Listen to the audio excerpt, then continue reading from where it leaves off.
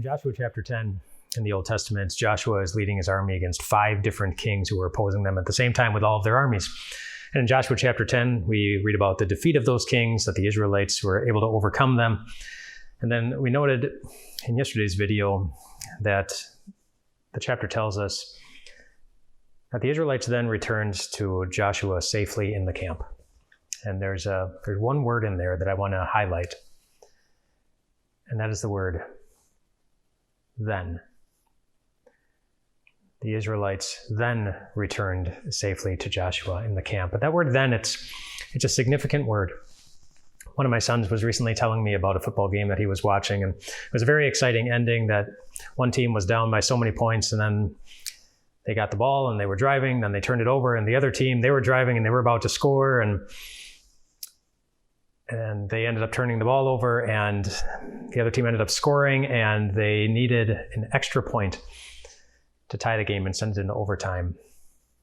And then, my son said, the other team blocked the extra point, and the game was over. And that word then it's like a word of finality, like after all of this, then finally one team could celebrate and one team could win. But it was only after the outcome was in doubt. And I think that's how it would have been for the Israelites too. When it tells us that they then returned safely to the camp where Joshua was, it was after maybe a lot of them had a few doubts. Because it was after they would have gone to battle, after they would have engaged in battle, after they would have heard that these 5 kings with all of their armies were coming to attack them.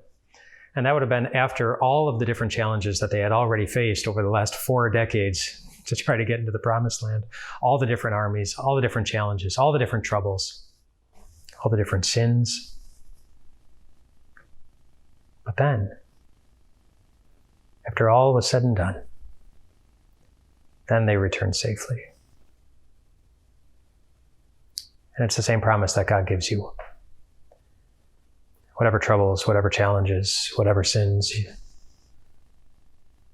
you will one day have a then to share.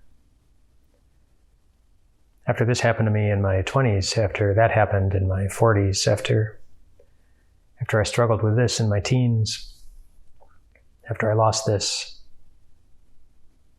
after I had to carry this burden,